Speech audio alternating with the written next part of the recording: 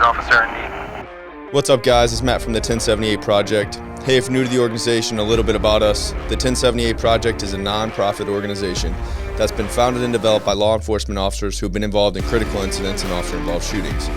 Our goal at the 1078 Project is to provide mental, spiritual, and practical support to law enforcement officers as they navigate the difficult times surrounding an officer-involved shooting. With that being said, let's dive into today's episode, and I'll see you on the other side, boys.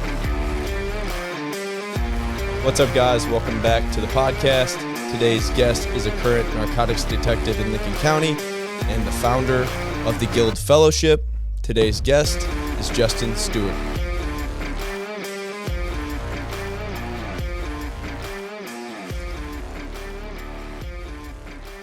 What's up, Stu? Welcome in, man. Happy to have you here. Thank you so much, man. I really appreciate it. I'm excited to talk about what you're doing with the Guild and the choices that you made with your life and the things that you're doing now.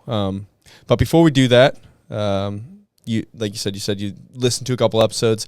First, I'd like to kind of dive into who you are as a human and what kind of drew you to law enforcement and stuff like that. So did you grow up in this area? Did you grow up in St. Louis area? Yes, I grew up in North County, unincorporated. Like Florissant. Everybody else, man. Yep. Swimming in Coldwater Creek. So. Oh gosh. I'll have to ask them where to send my hospital bill to later in life, I suppose. Yeah. Where exactly did you grow up? So Wedgewood subdivision. Okay. Kind of by Cross Keys. I went to Wedgewood and Cross Keys and McLaurin North. Okay. Across from. You know where Sunswept Apartments is or was? I think so. Still there. Yeah, I think I've heard of that before. So you would go in there. I was about maybe 2 miles in from where that was in Wedgewood. Okay. What'd your parents do for a living? My dad worked for McDonnell Douglas pretty much my whole life, and then it became Boeing, and he was one of the lucky ones to kind of stay with the company. My mom did different things. She was a school teacher. Substitute. She worked in an ER at one point, I think before I was born, and then she worked in like actually Hauterschel Animal Clinic. She worked there for a while and that. So she kind of just, I think, stuck with the school teacher thing when we were in school, which was terrific. Just to keep the schedule? Yeah, when your mom was your substitute and your mom was like getting you in trouble in front of the class was super awesome. So yeah, you know. Yeah. Were your parents together the whole time? So they're actually kind of a weird story. They separated for years and then got back together and then separated, and now they're living together still, and it's just sort of a strange thing, but they're functioning. When you were you said they separated, how old were you when they separated? Oh, I was probably 28. Oh, okay, so you were like past all of the younger parts of your life. Yeah, I think they did that thing where they were like, we're going to see this through for the kids kind of thing, and that kind of kept going because then there was grandchildren, you know. But, yeah. Did you guys stay in the North County area? How long did you stay there? How old were you? They still live there. They're actually just getting ready to move from there. My sister's still there. She lives over in Old Town Florissant, which is a cool area, right by Sacred Heart, so... Got roots there. I just like the country a little more now. Yeah, me too, for sure. Yep. So, did you play any sports growing up or anything like that? No. I wish I'd have wrestled. That's the one thing, you know. I think I was like 100, just over 100 pounds in high school. I was a tiny baby man, still kind of a tiny baby man, you know. Yeah. And I think in high school I thought, man, if I try to do any of that, people are going to like chastise me for being the baby man, you know. Yeah. And later found out that you're like a rock star in wrestling if you're the super lightweight, you know. So, yeah. That's why I wrestled at like 112 pounds. Yeah, that's probably where I'd have been right about. Yeah, So. I think I wrestled at 112, moved up to like 119 like my junior year of high school. So my junior year of high school, I was 119 pounds, which is somewhat embarrassing, but, you know. Whatever. You know, the thing is, I didn't realize I missed out on wrestling until I got into grappling, and I didn't get into grappling until right when I decided, okay, I'm really going to pursue this law enforcement thing. I was like, okay, where are my weaknesses? You know, I hadn't run. I mean, I was the kid in school that they'd be like, we're running a mile. I'm like, y'all are running a mile. I'm not doing that, you know? Yeah. So I legit had never ran a mile in my life. No way. all the way through before joining the academy. It was just not a thing I cared to do. Really? Yeah, I probably need to care to do it a little more right now, but ups and downs, ebbs and flows. Yeah. So yeah, I started running and training with triathletes, and then I joined the Wolves Den and did jiu-jitsu there for several years until getting into law enforcement. It was kind of in that grappling period where I was like, man, I really enjoy doing this. I wish I had started way earlier. Yeah. What were your hobbies growing up? What did you like to do? I was into music, so we would. I think what year was it? Probably 2000, maybe, no, 99. I started playing in a metal band. I was a front man, screamer guy. No way. And that band went on for 10 years, and we toured and did all kinds of stuff. We were up to be like a Jägermeister sponsored act. We put on shows at Pops. We played with all these bands. Like, I don't know if you're into metal at all. Not really, but Yeah, we played with a bunch of. I won't bore you with all the names. You won't know, but who's some big ones I may know? Geez, we played with a lot of bands. We played Side Stage with Milwaukee Metal Fest. There was like Prong. We played with Arch Enemy and Flames on Earth. I've got pictures of me hanging with Randy Blythe from Lamb of God in Tennessee. Really? I mean, like all kinds of bigger bands we did play with, and that was. How did you get into the whole metal world? Was it just music that you liked? I just liked it. Yeah, I mean, I enjoyed that music. I think it was a good outlet for me as a kid. I enjoyed the aggression of it all. I was gonna say, yeah, it seems pretty angry. Yeah, it was never really. I don't think about like the rage element for me. It was just sort of. I guess looking back as a 41-year-old man now, I probably look at myself then and go, you were just looking for an opportunity to feel more masculine with this sort of aggressive music and, music that held a taller posture than my own, Yeah. And I remember the very first show we played. It was a Battle of the Bands, which we won, like the very first serious show. Battle of the Bands. Where was that? It was at the Galaxy. It used to be downtown. Yeah, I think I've been there before, and I'm pretty sure I've been to a Battle of the Bands before. Yeah, so we played that, and I was standing on the side of the stage, and it was just, there was tons of people there, at least it felt so at the time. I'm standing on the side of the stage, and the band's up there, and I'm getting ready to go up. We were always big into the production side of things, even early on, and I remember just telling myself, like, you're either going to do it or you're not, and I just ran out there, and I just was nuts, like how you would expect a metal front man to be. I just went out and played the part, and since then, ever since that moment in music, I'd created this character, I realized, and that all these people were reacting to me in a way they didn't normally react to me, and I just fell in love with it. And so, kind of admittedly through the years, I didn't necessarily, I had the charisma, but I didn't have the character.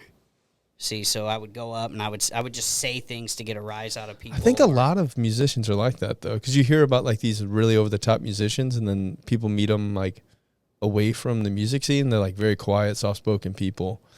I think that's like a pretty normal thing. And I think, how I've come to terms with some, it's not like I ever did anything like super terrible. I mean, there are things definitely as a Christian man now I look back at and I'm like, I wish I hadn't have said that thing, or I wish I wish I hadn't played that role that way. Because it was really just a character for me. It was just something that I created. I'm going to be this guy on stage. But over the years, it sort of blended into my life, and I started being that person more than I was authentically myself. And so, when did the band start? Like, how old were you? Let's see, 99, I'd have been 16. Okay, so like really formidable years of your life, you dive into this music thing. Yeah. And you said you did it for 10 years, so until you were 26? That band, yeah, I did for 10 years. And then I got into, it's kind of a crazy story. It bounces all over. But so I was in the band, and then I got into the tattoo industry because it seemed like a job that I could do and leave and come back to and maybe do traveling with music, because ultimately that's what I wanted to do.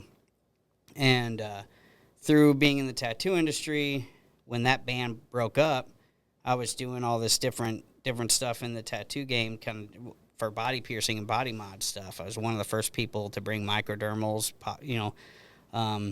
I would say this is going to sound kind of boisterous. And what I don't mean is that there was no one else doing it, and I'm some big rock star in that way. But I was one of the first people to bring microdermals to the St. Louis area. On What's a microdermal? Is that the thing underneath little, your? Yeah, like the little Okay. dots. Is that what that? Do you have a scar right there from one? Mm-hmm. Yeah. Okay. So I was one of those. I did scarification. I did like 3D silicone implants. What's scarification? It's basically a tattoo, but it's cut in with a scalpel. Oh, it's not like Yeah, it's crazy. So it's not like stuff. branding. Kind of. That's a different thing. Yeah, it's kind of, and the thing about it is too is it's real shallow, but that's the truth of what it is. I mean, it's just it's a mark of the body, that you use a scalpel to do it, and you do all these intricate designs and all this stuff. So I was doing all this like really wild stuff, right, and doing like corset piercings and different things, very very different lifestyle. Mm-hmm. And when the band broke up, a convention approached me, and they were like, "Hey, do you do sideshow?" Which I don't know if you ever seen sideshow or anything. It's like fire breathers and things like that. And I said, "Yep." And they were like, "Oh, cool. Can you be in Florida, Orlando, in 2 weeks?" Sure can. They like put us up in the Gaylord Palms. They paid for us to get there. Paid for a booth for us. We made like $500 in an hour that day. We were like rolling in it. Feeling really good. And I remember calling a buddy, and I said, "Hey, you want to go to Florida with me?" And he said, "Yeah, what are we going to do?" And it's like, "Sideshow." He's like, "Okay." And it was like the day before. He's like, "So what exactly are we doing?" And I was like, "Don't worry about it. I got a plan, And like the day, he had no idea what we were going to do till the day of. And we did this show, and people loved it. So what did the show consist of? Just like different things. I did like fire breathing. My brother-in-law had built me a bed of nails, so we did like the lay on nails and break. What's the key? Is there a secret? Yeah, I mean, some of it is mind over matter, right? Some of it is just doing things that appear crazier than they really are. Like the fire breathing stuff it's dangerous. Don't get me wrong, but ultimately, you've got this oil. It's not fuel. You've got this oil in your mouth, and you can blow this big plume, and you have this towel nearby or extinguishers or whatever. Relatively, I mean, if you caught fire, you're going to be put out so quick that you're probably not going to be that injured, But it's just different things. Like the bed of nails transfers weight, so as long as you learn and practice situating yourself on it, it's not painful at all. The cinder blocks and stuff. Somebody might come at me for giving out these secrets, by the way, but that's all right. I'm prepared. Like David Blaine's going to come get you? David Blaine's going to be in my front yard, yeah. Yeah. He'll be laying down. But, sorry, you might take that out. No, it's all right. If he shows up, I fully expect that's what's going to happen. But anyway, you get used to laying on this stuff, and the blocks, they break easy. So you train your hammer swinger. Hey, you're going to swing to the center of the block, and as you swing down, when your hand drops, you're going to flex your wrist, and you're going to slow the hammer right when it hits the brick, and you're going to stop the hammer about halfway in the brick. And so you just get these bricks, and you practice hitting to the center of the brick. Hammer doesn't hit you. The brick breaks all over the place. It's really, really crazy looking, and people were like, whoa, And anyway, so we just did a few of these little acts that we knew that people liked, and we ended up doing 2/3 of the United States in 12 months. No way. And so we kept touring, and because of that, I got in all these magazines, and my name in the body modification world sort of went up, And that led me to open a tattoo studio in California. And so I'm in California now, doing all this stuff, and end up in another band. I like meet a dude right away, and he's like, "Oh, you did music?" It's like, "Yeah, you should check out my band." So I go and I jam with them one day, and we're just like having drinks and hanging out and playing music. And a couple weeks later, he's like, "Hey, we're doing this show, and we're gonna do a Pantera cover, and we know you love Pantera. Will you come do that cover with us?" So I'm like, "Cool." So I do this one cover, and then they ended up being like, "Hey, we've got 2 people interested in being in this band, but we want you to do it." And I'd come there to run this shop, But I love music, so I said, "Yeah, sure."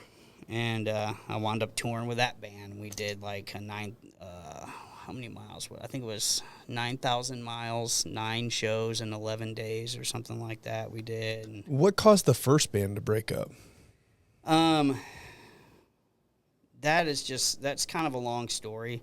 The touring thing is hard. So being in law enforcement and kind of the situation you have in law enforcement, what it's like to work with teams. Mm-hmm. And you'll have, like, the different category of person, right? You'll have the person that's like, hey, when I'm here and it's mission time, all things but mission are sacrificed. I don't care if I'm uncomfortable. I don't care if I eat. I don't care if I get water. Mm-hmm. We're going to accomplish the mission, right? And then you have the person who's sort of like, I want all my creature comforts, and I want to hold on now, like, what's the overtime looking like, and all the, you know what I mean? Like, they'll pump the brakes on the mission a little bit to make sure they're taken care of, and then you have those people in between. And it's no different in music, you know. You'll have a couple people that are like, I want to be on the road all the time, you know.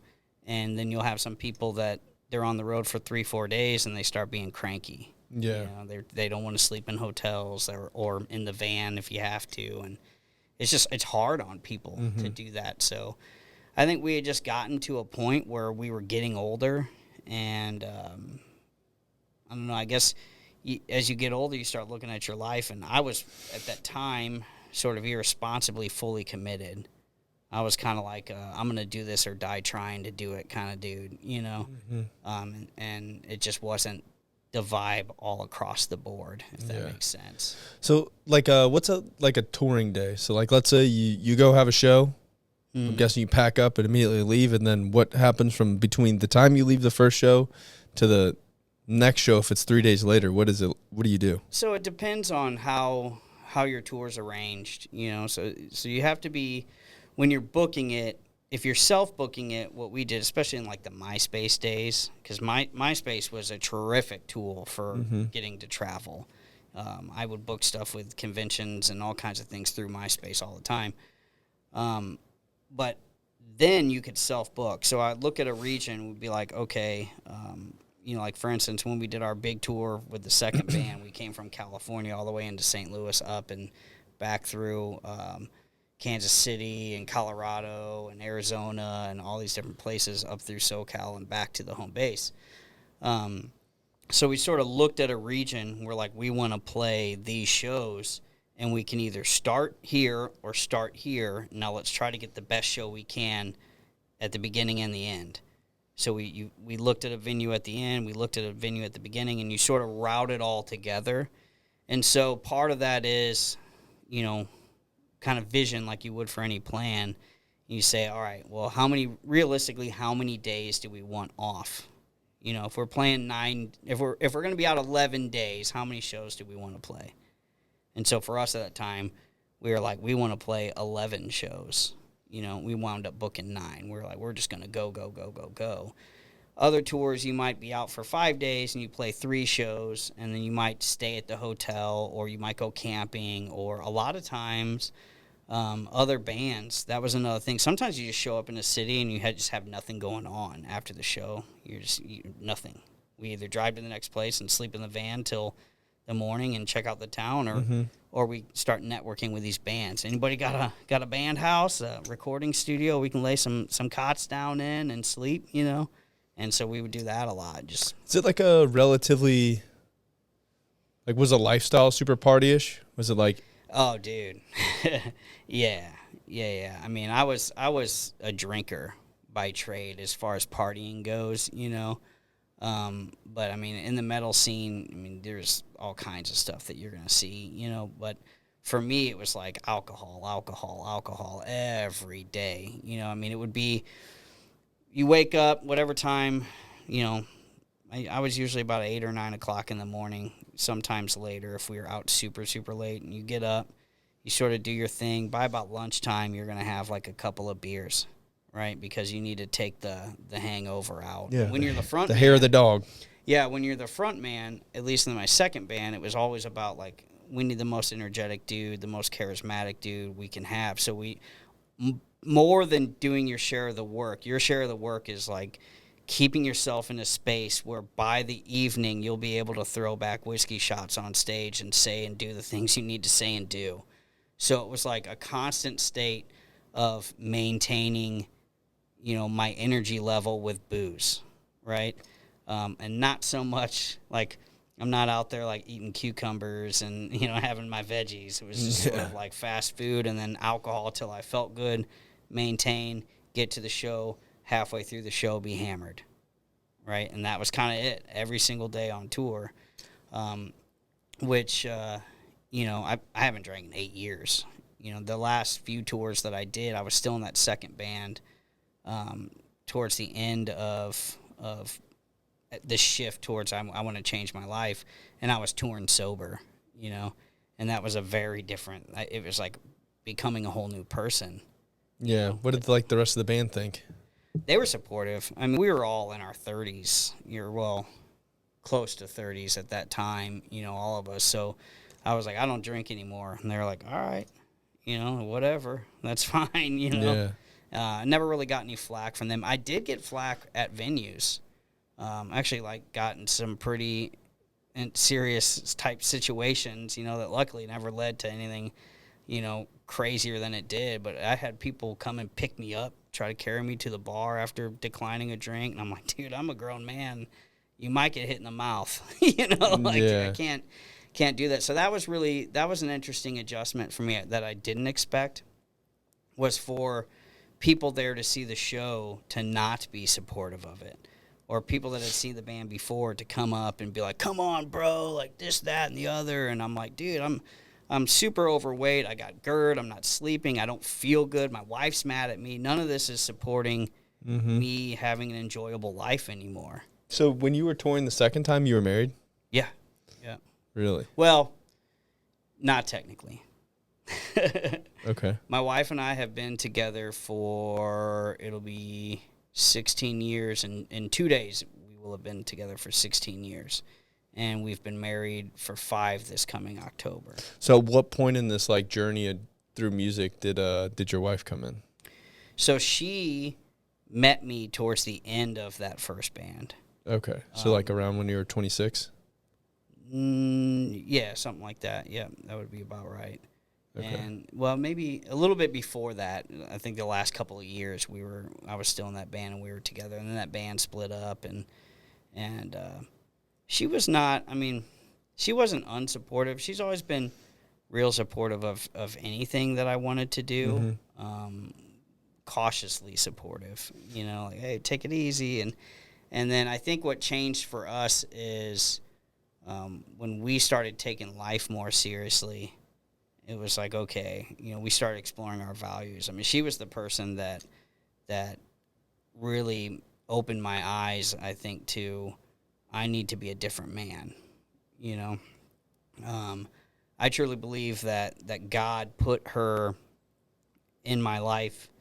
Not to say that she exists to serve my relationship with God. That's not what I mean. But she came into my life at a time that she was desperately needed.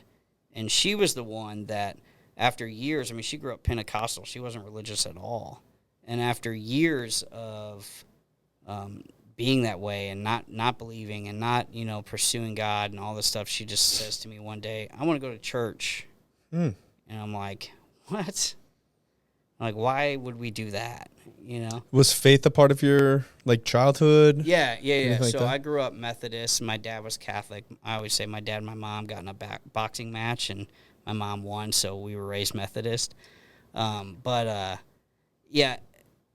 it was kind of one of those things, though, where it was like we go to church on Sunday, and while my dad is still deeply religious, and my mom's sort of coming back, it was never like we weren't sitting at the family dinner table talking about God, Makes sense. And I think we were, and I'm not trying to paint a picture negatively of my childhood. However, I think we were that standard, sitcom family. You have your family dinners, but everybody's sort of just surviving family dinners so they can get on to doing what they want to do. Yeah. So we didn't really have that connection.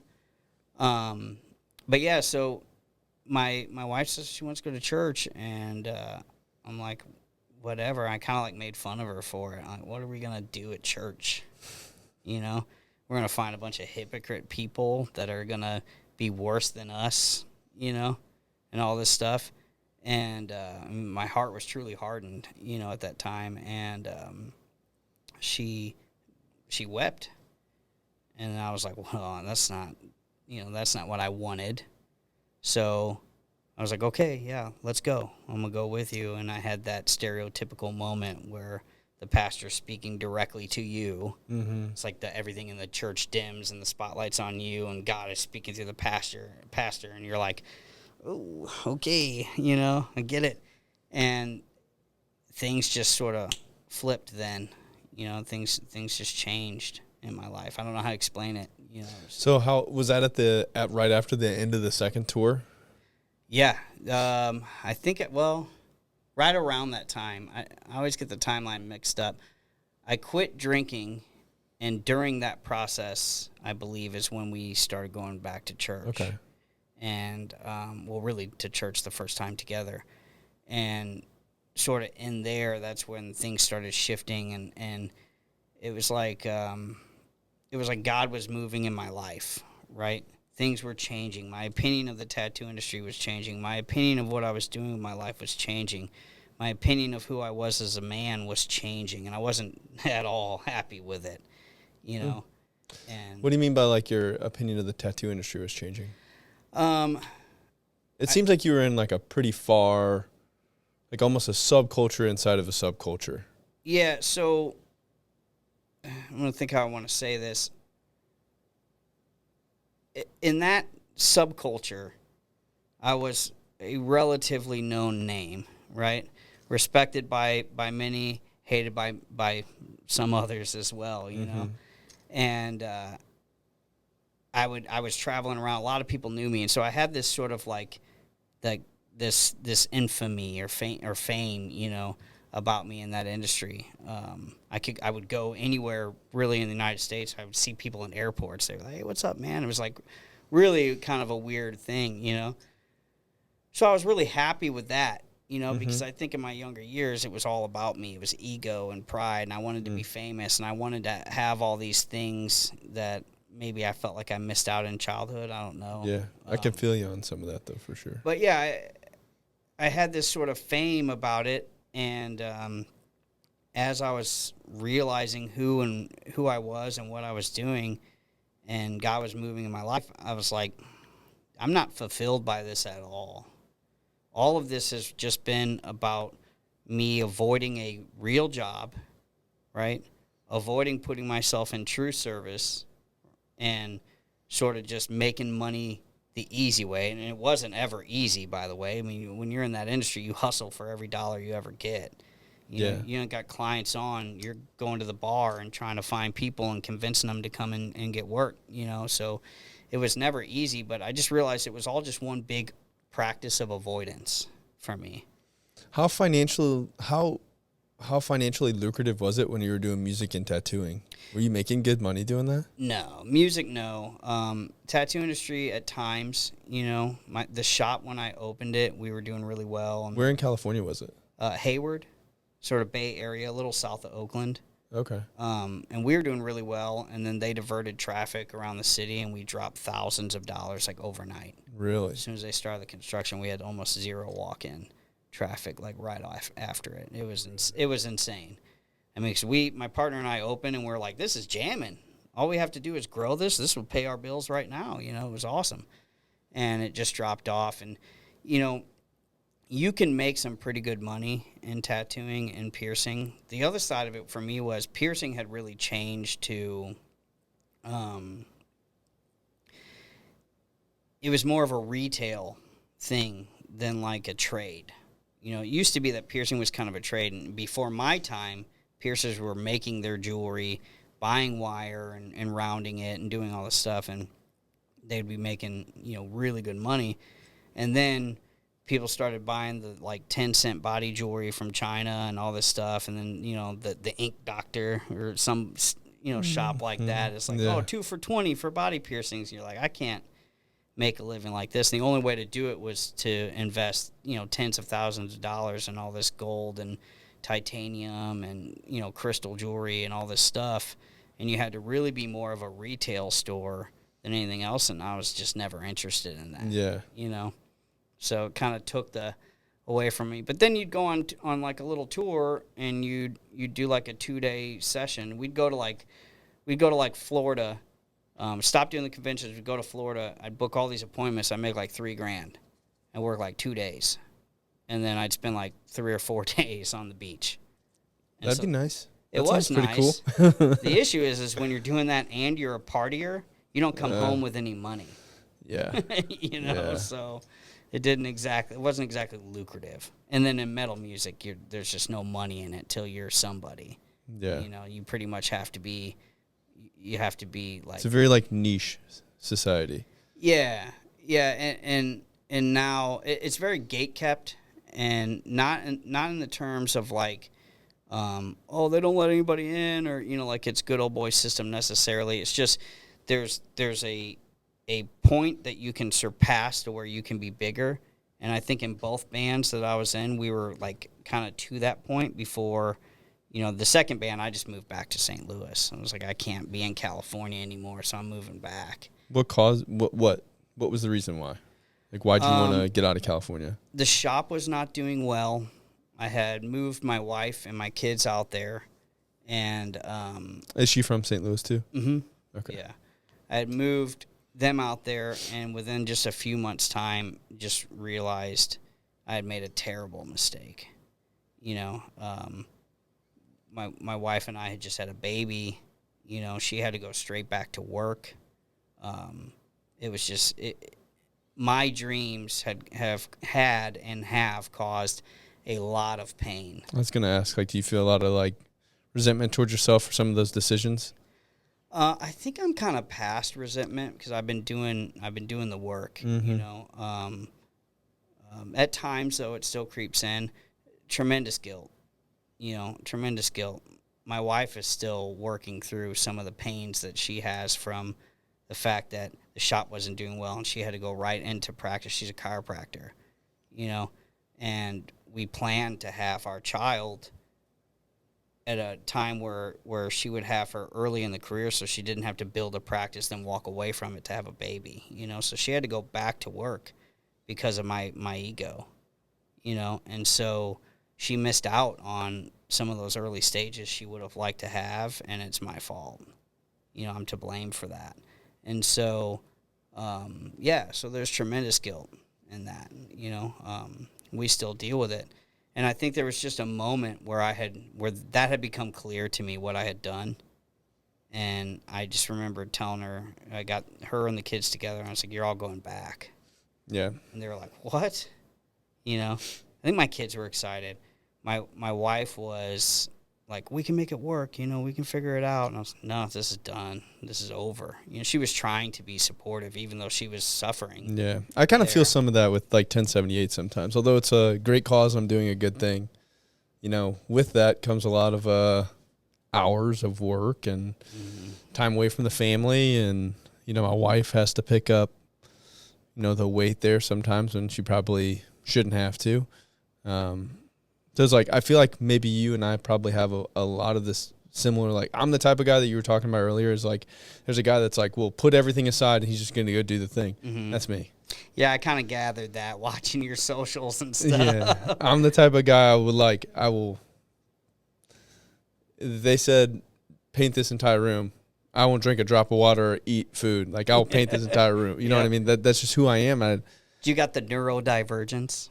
I don't know, man. I feel like I have undiagnosed ADHD. Yeah, dude. Yeah. But I become like hyper focused on tasks. So like when I'm starting 1078, it's like all I want to do is like, listen, it's important to me to get this off the ground. I have to make all these right steps in the right direction. And my wife takes the brunt of that sometimes. So don't think you're alone in that process, man. It's like most men who try to lead, I feel like, are that way. We're conquestors by nature, I think. When you really step into that self and design, we're conquestors.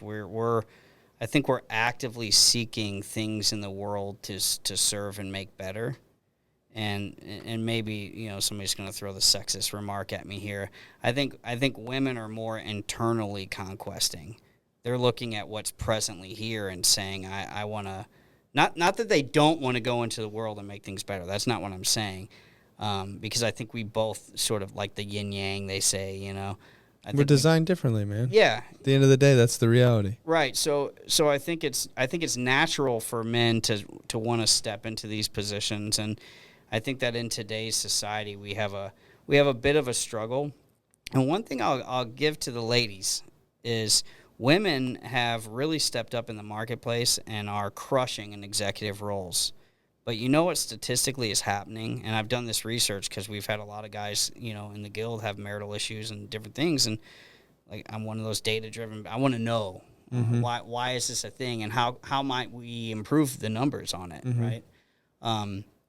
Over 70% of marriages that end in divorce are initiated by the woman.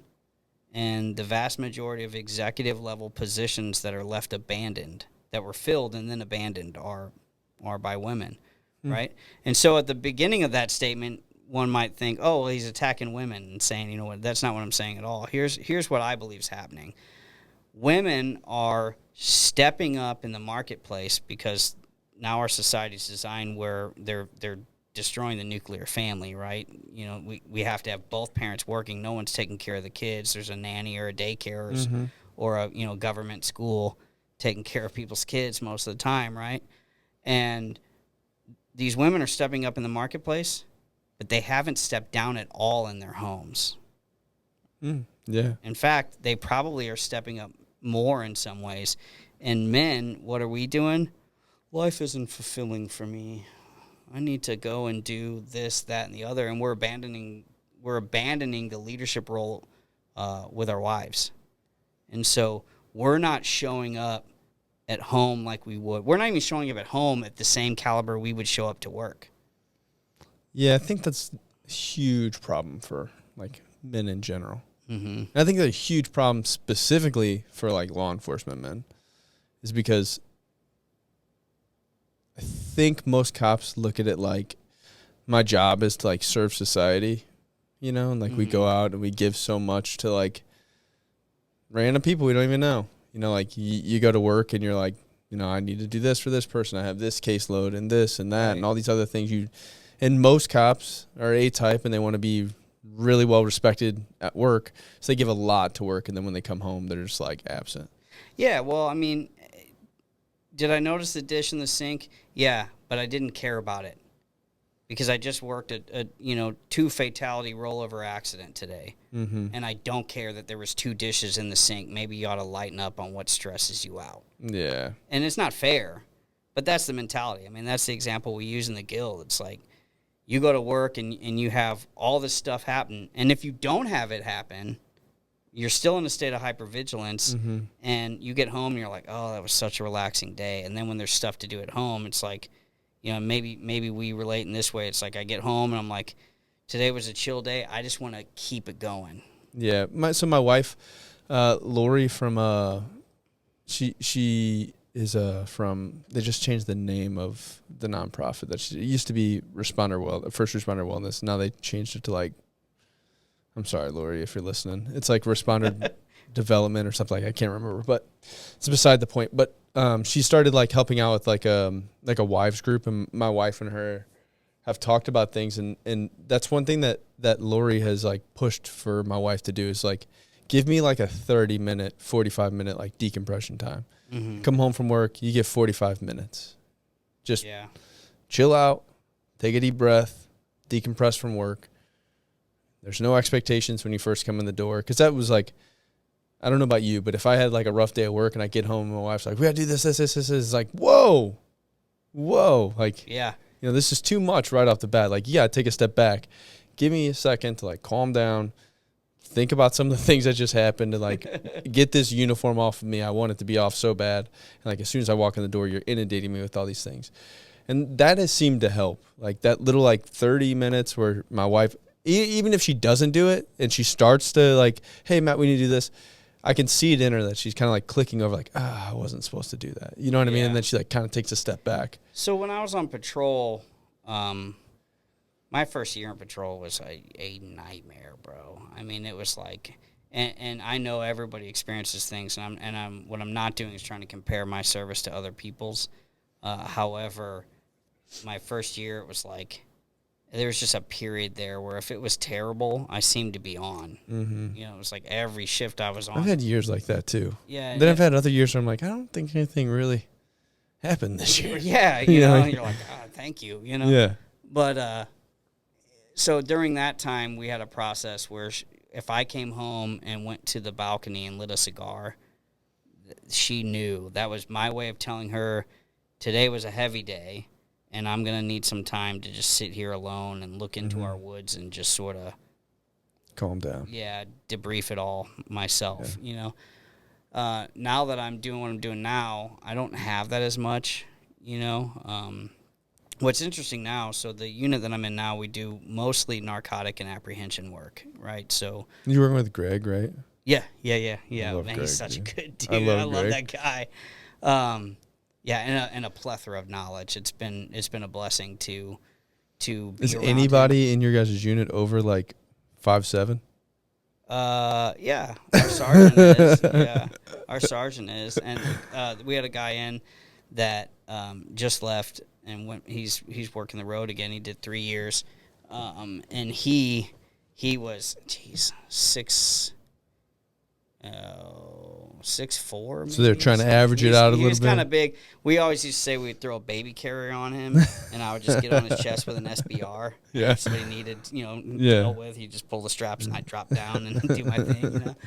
But, being on that, the traumatic stuff isn't really as present. I mean, every now and then you work an OD with somebody that you knew, that maybe you worked or had whatever experience, and there's that bit of like a dang, and you the think road about, guys I think get it the worst. 100%. And that's exactly where I'm going. It's like I hate talking about what I do, which I'll say on this show. I hate getting on shows and like sort of crediting myself for my service, which is never really my intent. But I had a mentor be like, dude, you're trying to serve cops, You're not going to attract cops and vets unless you share with them that you're a cop and that you have some similar experiences to them and that you've taken some risks. That's how they're going to trust you, so you have to talk about it. Yeah. But I always feel like, and maybe you've experienced this, I always feel like, who am I to be talking? Like my experience doesn't amount up. Like imposter syndrome? Yeah. I have that all the time. So one thing that I say is like, I've been operating the shield. I've been the primary shield man for our unit for 3 years. And we do all our own search warrants. We do QRF stuff. We do barricaded subjects. We do all of it ourselves, right? So for like 3 years, I've been point man on almost everything that's needed in an entry team, right? With the exception of a few call-outs with SWAT or, maybe I was on vacation or whatever. But not taking fire is not proof of skill. It's like, even though there's this weird balance of like, so I've taken all this risk over 3 years doing these warrants and these barricades and all this stuff. I've stepped through the threshold every time, and I still struggle to be proud of myself or to accept it as the truth, right? Because there's guys out there that have taken fire. Who am I to share the space with them and talk about my experiences? And I know that's not true, but that's the thought sometimes, right? That's the struggle, I think, sometimes for all of us with sharing is, what is my experience versus yours? Yeah, there's like a balance between, I don't know, man. This is something that 1078 has helped me navigate a lot, is because I say this all the time, but like 1078 is the first thing I've ever done without an ego attached to it. It's like the first thing I've ever done where I've like really pushed myself to the side and tried not to make it about me, and try to make it about like serving other guys. And I've had the same conversation with a lot of people where they're like, hey man, you need to do this, or this will help grow the nonprofit, or this will help grow the podcast or whatever. And I'm like, man, but then that's about me. And that's a slippery slope for me. Like, if I start going down like that egomaniac, I'm predisposed to it. You know what I mean? Like, so if I grab onto it and it starts catching fire, then I'm afraid that I'll like dive down that, like, this is my like feed Matt, make Matt feel something about himself. But I found that if I'm truly able to set aside like my own ego and do it through like this. And I know that like the conversations that I'm having are not to like lift Matt up, but it's to share experiences. So if other guys have been through shootings or have been shot at or whatever else, maybe the story that I tell, one portion of that connects with them, then I'm all right with it. You know what I mean? And it's just a balancing act for me personally of how do I ensure that I'm not being that I don't become like an egomaniac, but also be able to share freely so people understand exactly who I am, what this organization means, and why it started. And if I can navigate that road and maybe sometimes do what you just did, is like, listen, I'm not trying to toot my own horn, but this is what I've done, and this is what I've experienced through that. And I've also found if I'm open and honest about some of the things I share, but also open and honest about some of the shortcomings that I have and some of the ways that I've failed, and maybe, like in the police world, nobody wants to talk about like I got into this incident and this happened to me and I wasn't in the right state of mind and I started dealing with anxiety and depression. I will be the first person to tell you a story that I was involved in this really critical incident and I did this cool thing, but also be the first person to tell you that, I went through this shooting and I melted like butter when my attorney told me that I was a suspect in a homicide, then that the state was going to come after me, that I was going to be civilly sued, and that the federal government was going to come after me. Like I can share both sides of those parts of me, and as long as you're willing to share that other part of you, which it seems like you are, now how can somebody say you're like egotistical? I think the thing sharing with facts.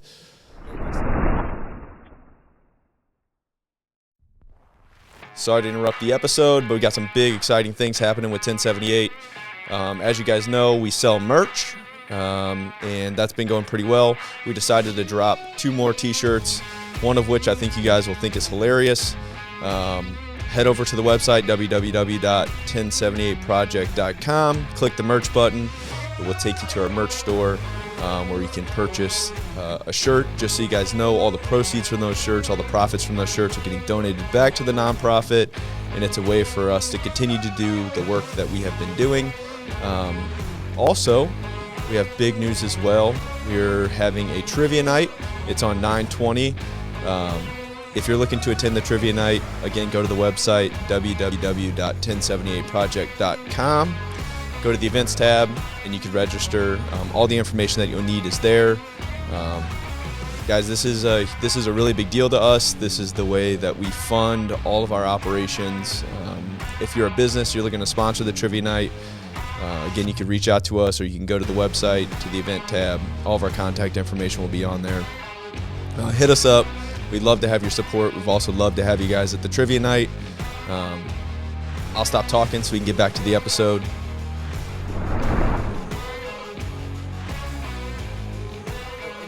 It's like going on the internet to look at Yelp for a restaurant. The people that do that are looking for one of two things. They're either looking for the reasons that they would go or the reasons they won't.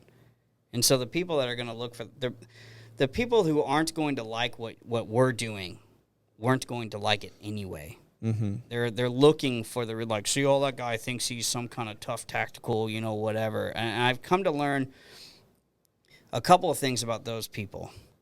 One, through empathic communication. If you ever get the opportunity to talk to people like that, and you spend some time in your head, and you go, what would cause me to have the same opinion of a person I don't know?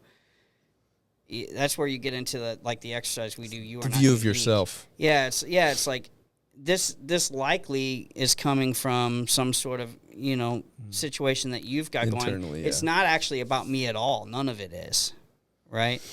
And so, though I still hate to share my story, it's no longer like a because I am proud of myself. Let me be clear with that, right? But outwardly saying it used to be more of a fear of criticism, and now it's more of a fear of disrespecting someone else, right? I'm not wanting to be super clear that I'm not trying to take from your service when I share my own, right? And so I think some of the tools that I've used is these sort of diffusing phrases, become my habits. Like, I'm not trying to be braggadocious, right? Or, hey, I've been doing all this stuff, but not taking fire is not proof of skill. And that one to me is something that's really stuck, because I think that phrase, what that means to me is it's addressing that, hey, I'm not trying to place myself above anyone. And the reality is that in the grand scheme of things, I'm still very untested, but I'm willing to be tested for the sake of my community, and so I can be proud of myself for that. Mm-hmm. And yet don't get it twisted and think that I'm trying to act like I caught Osama bin Laden and killed him. You know what I mean? Because sometimes you talk to people, too, that have inferiority complexes, and then every scene they were on is this huge thing that's, and you see those people at work, I'm sure, and you're like, you're relevant, bro. I love you. Jesus loves you. Mm-hmm. Everything's good. No need to convince, But, yeah, it's been difficult transitioning to being more public. Me being a cop was never a secret. When I got into police work, I was leaving the tattoo industry with tattoos all over my neck. Let's jump back there real quick, just so we can finish up that story before we because we're going to go down a rabbit hole. I can feel it. Two ADHD guys. Yeah. So you just finished off. You finished up your second tour. Mm-hmm. How shortly after that did you leave California and come back to St. Louis? I was actually already in St. Louis, so we were kind of doing a long-distance band thing. We were talking about branding and doing recordings, and I was going to travel to a studio to record or just pick one in St. Louis to record vocals, and I would travel to work for the band, but it just didn't work out, and so I stayed there. But I was living – that's the thing is I was living in California in the back of my shop in an apartment that was just a couch in the back of the shop, and showering in like a janitor sink. I would take like a little plastic drawer because I didn't want to. I had already caused my problems, my family so many problems that I was like, 2 rents is not going to be the next one. Mm-hmm. So I'm just going to suffer, right? Remember that guy that's like, the mission is the mission, you know? Even though I wasn't real good at serving the mission then, I was willing. So I would take one of them little plastic Kmart dresser drawers, and I would set it down in front of the janitor sink, and I would shower in this janitor sink for like 2 years. I would travel back and forth, right? I'd spend like, at first I'd spend like 2 or 3 months in California, then I'd come back for like a week or 2 to visit, and then I'd go back. And you had a partner that would like take care of the shop and everything while you were gone? The artists kind of do that themselves. And I had an apprentice that was coming up that kind of stepped into more of a managerial role. Did you tattoo as well? Nah, I started kind of getting into it at the end, and I was so all over the place I couldn't commit to what it really took. But yeah, it was just like it was a whole crazy thing. And the shops out there close at 8 p.m., which is not what I was used to. In St. Louis, we work till 2, 3 in the morning. Ordinance or something? It's just what they do. I don't know if it's nicer weather, so people are always doing stuff at night. I don't know, but they close at 8. So what would I do? I'd go to the bar. Every night. I didn't really know people there, so I would just go to the bar. I'd go to this little craft beer bar, and I'd drink a couple of pints there of like some, heavy stouts or real bitter IPAs and all this different stuff. And then I'd walk down the street to the kind of hood bar because you could smoke cigarettes there. In Hayward, there was an ordinance that you couldn't smoke on the street. It was their way of citing the homeless population there, getting them warrants for not appearing to court, so they would flee the city. So the roundup would only be city limits, so they'd get rid of their homeless population that way. And it's outside the box thinking, man. Yeah, man, those people think outside of the box a lot in that state. But I'd go down there and I'd go in, I'd get a Budweiser and a JMO straight. And I'd drink my JMO and I'd drink my Bud, and then I'd go back and I'd drink some more JMO and maybe another beer, maybe a third round. And then I'd go back to the craft beer bar, and I'd drink a couple more pints, and I'd stumble back to the shop. And just in, like, the last couple of years, I did the math on it, and I was somewhere, like, around 108 ounces of alcohol every night, almost a gallon. Oh, my goodness. Every single night, and that's not an exaggeration. Every day. I would take my earnings from the shop, and I would go treat my depression and my loneliness down there, and then I would wake up. And I'd do my little janitor sink shower, and I'd see that the shop was open. And towards the end of it, I wouldn't even come out of the office sometimes. I would hear the shop, and I'm embarrassed to say it, but I would have legitimate days where I would just hide, where I would like be quiet and try to make sure nobody heard me back there or, whatever, because I was so ashamed, and I got back to the house and some different things happened. I had opened a new shop out this way, and so I had 2 shops running, and my business partner and I kind of had a change of opinion. He was the bankroll, I was the brand, and we had kind of a change in opinion on how things should be, and there's some other elements there that we're past now, but we got in this big tiff, and I ended up out of that shop, and I remember coming home and telling my wife, I need to talk to you, and sat her down. I said, I'm unemployed. And she was like, that's great. And I was like, what? We were going to church at this time, She's like, it's awesome. I was like, what do you mean? She's like, you hate it. Everybody but you knows that. You should just whatever. So I ended up leaving the industry, and did booze change the type of person you were? Like when you were drunk, were you the same type of person, or? No, I mean, like how did it affect like your marriage and like your fatherhood? Did you have any kids by then? Yeah. I had 3 daughters. My oldest is 21, lives in a different state for college, and my middle girl is almost 17. My oldest is almost 21, my middle is almost 17, and then my youngest is 11. And I don't know. It didn't. I don't have the stereotypical alcoholic story, right? I didn't catch DWIs. We didn't have cops coming to our house for domestics. We didn't have any of that stuff. But we had that, like, my wife would be like, you get, like, cranky and mean when you're drunk or when you're drinking. And I would be like, no, I don't. I don't do that till you come in here griping about me drinking. Now you piss me off, and now I'm upset about it, And that was sort of the thing, and it was definitely, like, causing a rift because her being a doctor, she's like, this dude's going to get liver cirrhosis, and his children are going to have to watch him die, And so she's got that, and truly, at that time, it was like, this is the only good moment of my day. When all the, like, expectations of the day are gone, and I can crack that first beer, because I never really drank. Sometimes we would drink, for special occasions during the day, or touring or whatever. But at home, it wasn't like I got up at 10 in the morning like, oh, okay, and drink my pint, and then I'm good for the rest of the day. It was never like that for me. I always waited to the evening. But as soon as I did that, it was like the reins were off. I didn't have to worry about anything else. Leave me alone. And I started doing a lot of alone drinking, because I got used to doing that in California. It just became a habit. So when I moved back there, I think maybe that's the ticket to that answer is when I got back, my wife, I think, really had noticed the shift. Like, oh, man, this dude is drinking alcohol every night without fail. I just bought him a bottle of whiskey 2 days ago. It's gone. That kind of stuff.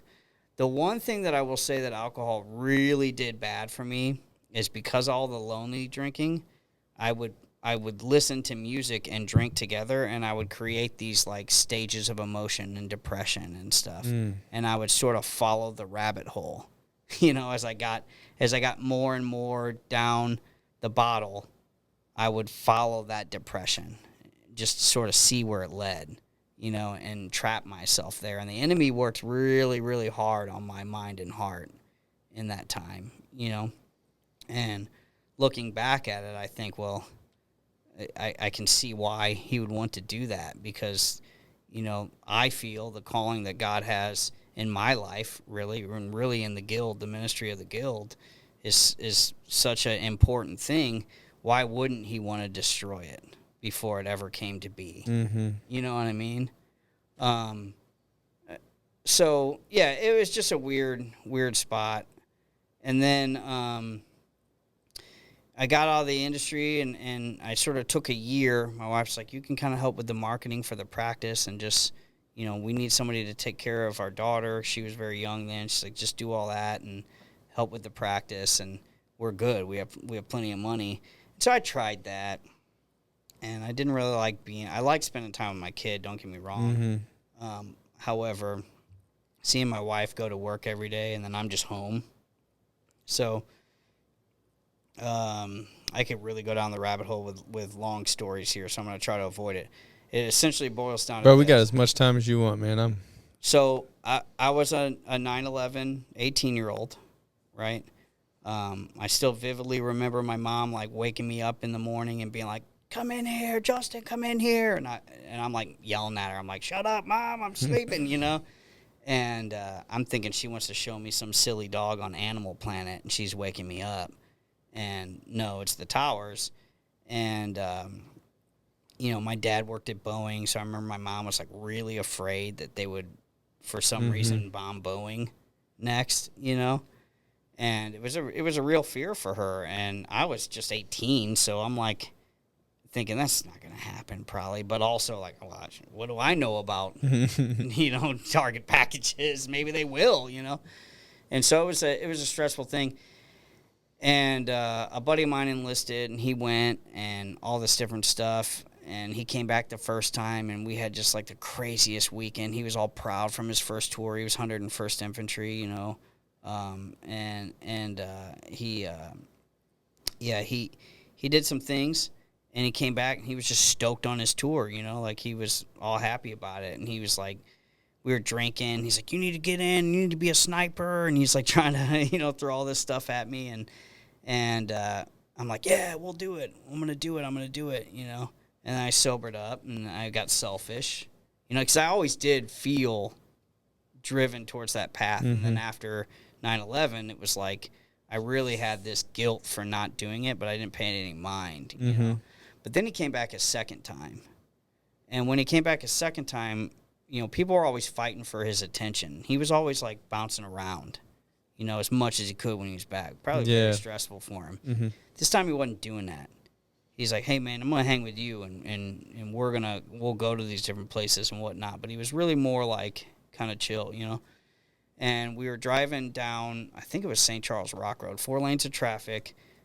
The guy sees something, really dark-skinned dude, sees something in the road, turns pale, and, like, visibly pale, and yanks the car. I mean, just yanks it across 4 lanes of traffic, crashes over a little curb, parks the truck up in the grass, right, and proceeds to just bawl.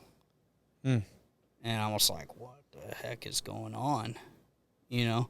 And that was my first experience with somebody with PTS, right, experiencing that. And he's since, like, you know, had his walk with that, and we still talk to this day.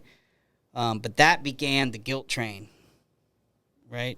That began, like, what now I know to be a form of survivor's guilt for surviving something I never even went to, you know? And these, like, lies of, well, maybe if as if I'd have joined, I would have wound up in his unit and I'd have been able to prevent something, you know what I mean? Which is obviously not true, but that was the only way my brain knew how to process it. Like, I left this dude high and dry, now look at him, you know? And I think for about 15 years is probably about the timeline I carried this guilt around for not stepping into that role, because I always felt like I was somebody that would be willing to shoulder burden like that, and I just didn't do it.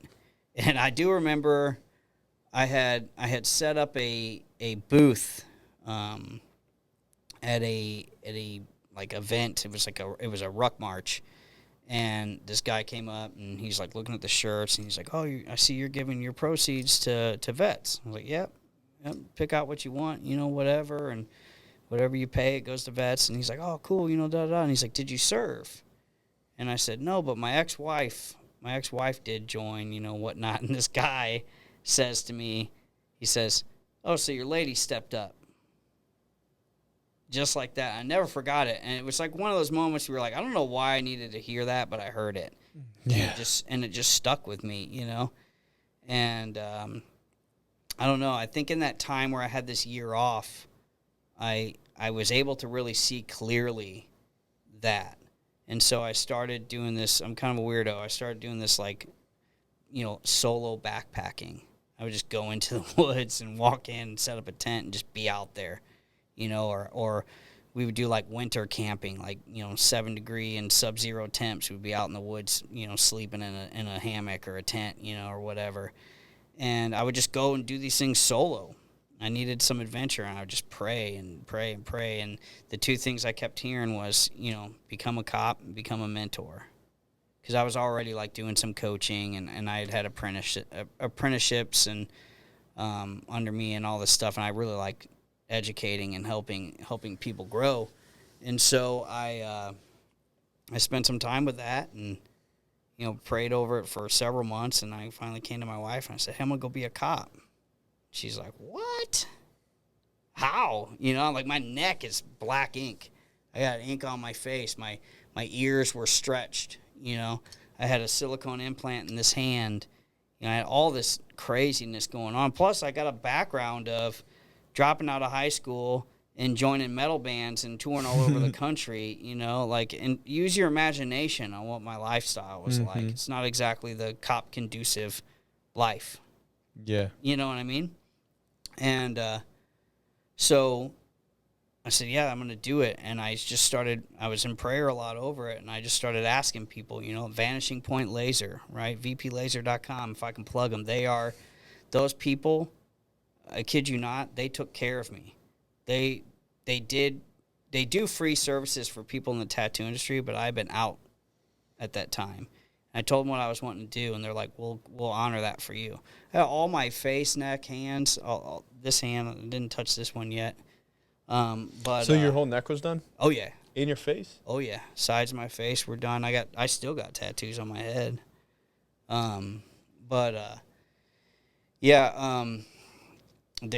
honored that. They didn't charge me anything. I just paid gratuity. They did all that laser. I ended up working there because the piercer was working like 6 days a week, and they were like, hey, do you want to work Thursdays? So I would just pierce on Thursdays, and they'd do all this laser for me. And, I called an old mentor of mine who was like he's like the dude that created the body mod world, basically. Like, he created the little silicone shape implants that I had and all this stuff. He lived in Arizona. I said, hey, man, I told him what was up. Like, what's the chances of you coming to St. Louis and sewing up my ears and taking this implant out? He's like, 100%. Just, like, get me a hotel and book me some appointments or whatever. And so I found him a couple of people, and this dude flies from Arizona to support this change in my life, I would make all these Facebook videos, and I would post. I'm like, I'm going to be the police, and people would be like, well, all right, whatever. I was about to ask, like, how did because those worlds, honestly, I think the tattoo world and the law enforcement world are probably closer than they've ever been, because for a long time, cops could never have tattoos, and now just about every department allows tattoos. But you wouldn't suspect that those worlds would really get along. Did you get, like, a lot of backlash from I got death threats. Yeah, really? From, like, people that were in your previous community? Yeah, I got some death threats. Oddly, I did a lot of touring with people from SoCal, and people, the tattooers from SoCal, in certain neighborhoods, right, in NorCal and SoCal, certain neighborhoods, you're somebody or you're nobody. So if you live in a certain area, you're a norteño if you're up north. If you're down south and you live in a certain area, you're a Sureño, right? And that's just what it is, period. Doesn't necessarily mean you're active. It just means that you're clicked up some way or another. Or you're going to have a trash life early on because you're going to get beat up and robbed and things are going to happen to you, And so there's this dude I met. He went by Slick Rick. Super cool dude, right? Always respectful, tattooer, not really clicked up, or if he was, he had gotten out and was respected because he was the tattoo man, probably took care of people and they kind of left him alone if he ever was clicked up. I don't know his history, right? But he was part of a company working for them called Rocco's Old School, and it was aftercare. And they had a bunch of dudes that would work with them, and some of these dudes had, like, the equivalent of, like, their buddies would come and sort of, like watch over them. And you're talking about dudes with, like, 13s tattooed big on their head and stuff, And I sort of was, like, welcomed into that crowd as this body mod dude. And there was never anything, like, the craziest thing that happened, touring with them is and we were standing in like an alley because it was really packed. We were in like somewhere in New Mexico. And anyway, the bouncer comes over, and he tells this dude who went by Zombie Joe, who's like, I mean, he's an older dude, and he's just like hid up, and he's got the, all that, and head and neck and face is all blasted in black and gray, and he's a gangster-looking dude. And he's older, And the bouncer comes up, and he picks this guy. Well, he's got this dude with him, and this dude's real big, right? And he says to Joe, he's like, hey, man, you guys can't be over here, and just like kind of rude. And Joe, OG, just sort of like looks away from this guy, right? And he looks at all these other dudes, and the big like bouncer type guy looks at this cat that's with Joe, and they sort of have like a stare off, these guys. And bouncer suddenly realizes like these are like legit gangbangers. And he goes and gets us chairs and creates this hall as like a little area that we're allowed to sit now. Like, he creates a section for us. And I just remember thinking, like, I am barely head above water here. Like, I'm just like the white dude from North County that just does piercings, whose homeboy he met at a convention was like, hey, come work for this company. And now I'm in New Mexico with all these gangbangers, right? Or whatever. And here's the thing. And I'm sure it's like, sometimes you meet people that you're like, man, you're doing some naughty things out there in the world, but they're super respectful and kind and don't have anything to do against you, but there's something going on. You see it a lot in tattooing, right? The tattooing experience really translated to law enforcement because of that. But back to the point, none of those dudes ever reached out to me with a single negative thing to say. Not a single one. I mean, you're talking about dudes. I stayed in Abuela's house. She made me dinner. You know what I mean? These dudes, because we were on tour, and that's where everybody was staying. Yeah. And like, they know me, and they would have never thought that I would be the police, right? And now here I am. Not a single one of them dudes had anything negative to say. A couple of them like reached out like, hey, good for you, man. Like, good work. You're doing good things, Like, dudes you would never think would support, did. And then there was randos from, like, the music thing. Like, I would get messages that would be like, yeah, oh, you're traitor or whatever. I hope you die like all pigs should. And just different weird stuff would come into my messenger because I was being so public. Yeah. Because what I thought at the time was, this is going to be a tremendous change if I can make it happen, and I need to sort of gather some support. So I was posting my progress. I was posting all my lasering. I was propping up VP laser, Vanishing Point. I was, posting my ops, getting my ears sewn up. I was posting all this stuff.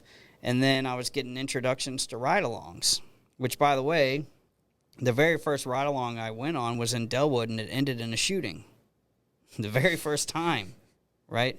We went to go watch it. I don't think he's in police work anymore. He told me I shouldn't talk about it for a long time, and hopefully it's been long enough. Sorry, bro. But how long? Oh, geez. It would have been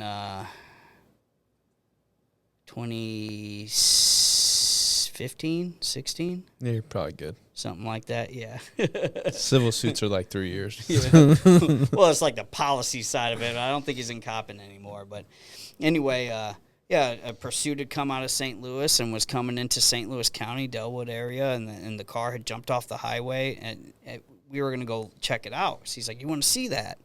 I'm like, yeah, bro, I'm trying to be the police. Take me over there. I want to see, And he's like, all right, we can't get involved, but we can kind of get near and you can at least observe it. So we get up by the highway. The car had been spiked. It had jumped off onto Dunn Road and was going to try to get back on at, like, I think it's Halls Ferry there. We had kind of gone out of venue, I guess, or whatever. But the car's going on, and all these cars are trying to get on, and this dude's obviously in a marked car, and he's like, we got to stop this traffic. Well, that traffic was detectives that were unmarked with no lights out of St. Louis that are like, get out of the way, and they're like screaming at them. It's really awkward. And we get pushed onto the highway. Well, the car stops, right? I don't know, 20 feet in front of us, something like that. And the driver and the passenger bail. Passenger comes out, there's a canine coming up the highway. Passenger just drops and sees the dog, and it's like, nah, and lays down on the road. Driver takes off across the highway. They sort of get over the median, and then pop, pop, pop, pop, pow, pow, pow. And I'm like, whoa. And I kind of sit down a little bit like this. And he goes, those are gunshots. I'm like, yeah, dude, I'm aware. And, yeah, that was my first ride-along experience, And so I think in some ways, like, that dude was like, hey, bro, I'm really sorry, but you can't talk about this. Like, you need to keep this to yourself, And I'm like, yeah, you're good. What's it matter? Who cares? So I didn't. I think I went home and I looked for it on the news, and there were some, discrepancies there that were funny about. I can tell you about off camera. But, yeah, it was just kind of an interesting experience. And I think from there it was like, he was kind of like, that's a good dude. Like he explained to me, like, hey, I shouldn't have let us get that close to this pursuit. And I put you in great danger, and I could really get in trouble with my department for doing that. I'm like, I got you. Don't need to say nothing to anyone. Doesn't matter, And so we had kind of built some bond, I think, through that. And so I rode with him a few more times, and I rode in some other agencies and whatnot and started meeting these dudes. And then I think that through that and telling my story, these guys started being like, that dude's crazy looking, but I think he actually is. Were you still all tatted up? Yeah. Yeah, so there was a whole process. So I actually went through a personal development program, paid thousands for it. Like the kind that it's like the weekend you're supposed to go out on your 5 days and you don't have any information, and then on the day before they're like, okay, we'll contact you at 6 a.m. You're up at 6 a.m. with your group, and they're like, drive to Santa Fe. And you're like, what? So you start driving to Santa Fe thinking this is going to be a joke, and we wind up in Santa Fe, New Mexico, like that kind of program. It was intense. And I'd done that, and, this dude who was like the lead of that, I remember on day one he comes out and he's like, what do you want to do? And my buddy who had gone through it was like, just be first, no matter what. Just volunteer to be first on everything. You'll get the most. So I raised my hand. He's like, so I want to be a cop. He's like, well, why aren't you one? I'm like, well, I mean, kind of hit up, And he says, oh, okay, or you just open your own department and only hire people that look like you. This is what this dude says to me on day one, and I'm from North County. I'm thinking like, I'm gonna whoop this dude's butt, and I'm gonna take what's in his pockets and get some of my money back for It's like how I am there. I'm like, this is crazy. That's your solution. But through that program, I found out like the power of like lofty goals, and not allowing yourself to limit what is possible. Now I see that as God. Right now I know that as God. It's like, the vastness of what is available to you is abundant. Mm-hmm. But we shut ourselves down. So I just kept it up, and I apologize for this getting too long, but I wound up in a meeting with the old sheriff in Lincoln County, John Cottle, and there was a mutual friend. There were some other things too. There was one time I got through the interviewing process to start in the jail, which I started in the jail at $12.98 an hour as a 30-something-year-old man. $12.98 an hour. Yeah. By the way, you'd think it's getting too long. Montana's lasted 6 hours, so yeah. You'll be all right, man. He's a great dude too. Yeah, I love that dude. I got that meeting, or I got through the interview process, and there was a guy who put in a good word for me, and he messages me, and he's like, hey, bro, and he is mad, dude, and he's like near yelling at me. He's like, why would you tell them that you had a drug problem? And I said, whoa, what? He's like, yeah, they said that the lieutenant that interviewed you said that you admitted to having a drug problem. I said, I never had a drug problem. That's not true. I did tell him that I'd quit drinking alcohol and that I had experienced some alcohol issues at one point. I was open about that. And he's like, well, I'm going to get to the bottom of this. Well, it turns out the dude had just made it up because he didn't like my interview, but he knew people at the department were rooting for me, so he had to come up with a reason. So he lied. And he actually was the one that ended up having to hire me and was fired on the day I was hired. I had to see him at the jail. And I remember I asked him for a pen because I was self-employed for years. I didn't bring a pen. I was like so stupid. And he's like, make sure I get it back. And then he got fired that same day. Did he get his pin back? No. But anyway, so when I did get hired, I got a mutual friend. I was like, I better build some relationships. Like, people are going to have to know my context. You know, they got all this content to look at, but if you truly, the essence of leadership is an authentic display of context that influences other people to something positive, right?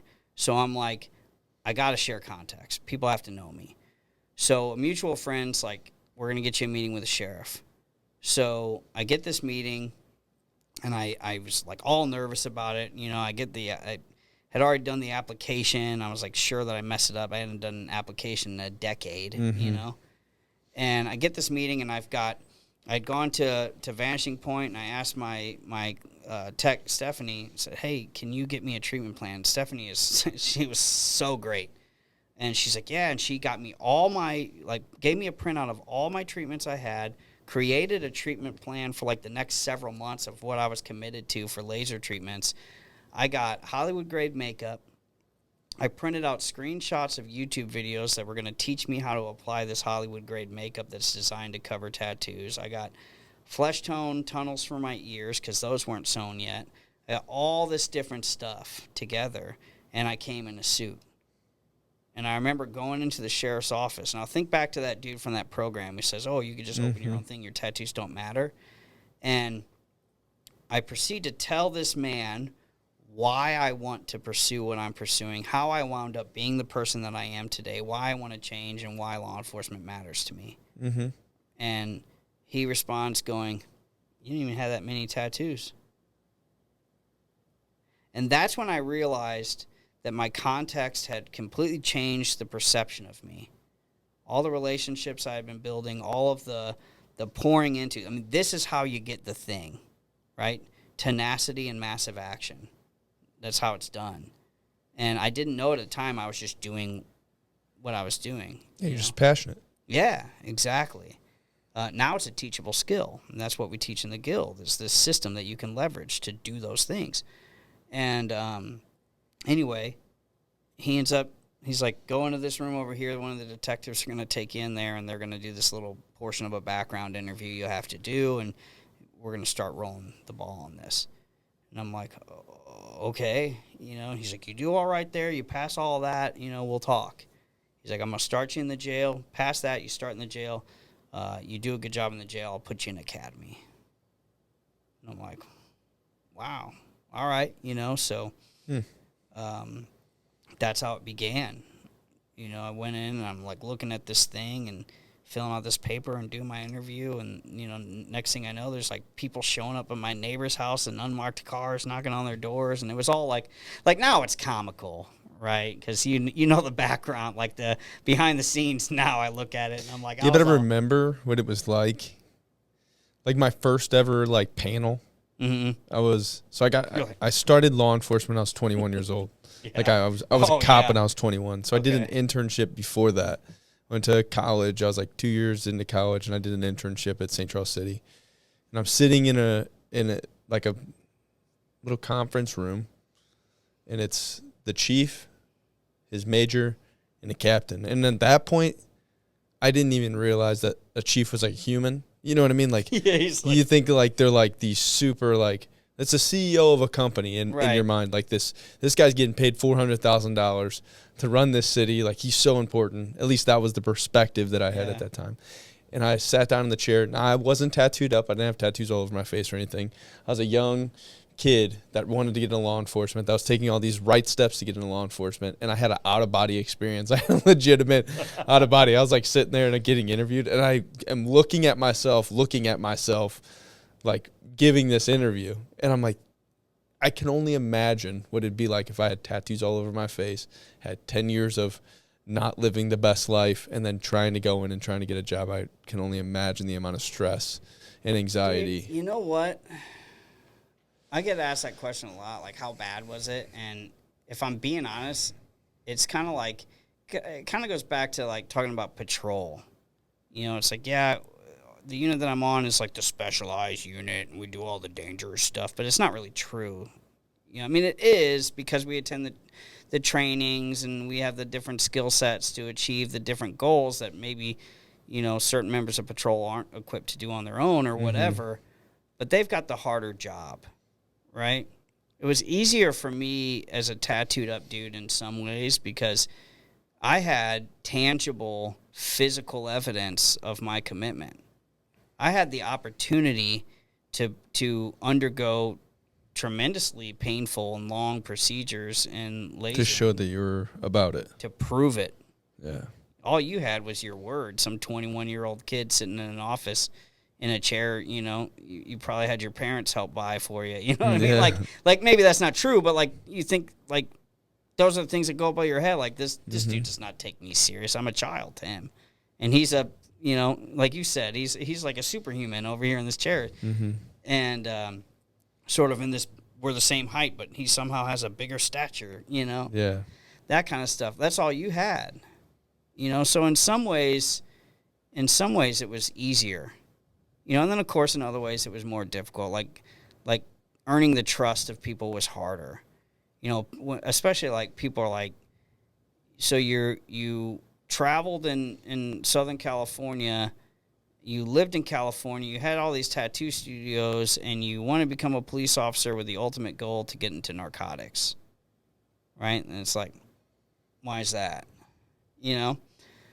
Until they get more of my context. Well, there's a person who's, you know, super important to me who allows me to share pieces of her story because she doesn't usually share it herself, and I'm like, you have to. People need to know it. Who grew up in a drug home, who didn't have the things, and I see the things that she struggles with and the different things, and it's just something that I felt attached to, that I could maybe serve and help because I see the way it hurt my wife to grow up that way, you know? Yeah. So maybe that's a thing I can serve that'll be passionate. And I was in the tattoo industry for over a decade. You know, you don't think I saw some drugs now and then, or I learned some street slang or some different things? Like, I'm like, this is where I belong, is in the more of the covert world, which I never did get to do UC because I was tattoo or tattoo industry and band guy all over everywhere. And like I said, I used to go to airports and people would recognize, hey, what's up? You know, like this and that. So I never went into that area. You know, I just get to do the rescue stuff, which is just a fun way to say I play dress up during ops and never actually do anything, which is great. Thank you for not making me do stuff. Yeah. You know? Yeah, dude. I personally think that the most dangerous place to be is patrol. I think that's the 100%. most dangerous place. 100%. I think patrol, you're always the person that's being ambushed. What's up, guys? Thanks for hanging in there to the end of the episode. If you can't tell, there's more from Stu, and here is a sneak peek from next week's episode. You never know what you're gonna get, dude. We had I like this story. We had a guy. My buddy had come out to the county to work, and well, he wasn't my buddy then. Whatever. He's working in the county. We're friends. We're on days. He gets a check the well-being call. I'm bored. I'm like, yeah, I'll go. You know, we get there. We have the you know, two cops feel some type of way. You should probably pay attention to it feeling. I'm like, hey. He looks over. We're both there. I'm like, all right, let's slow it down. I'm like, I'm going to walk around and just look at what our perimeter is and just see what we got before we knock.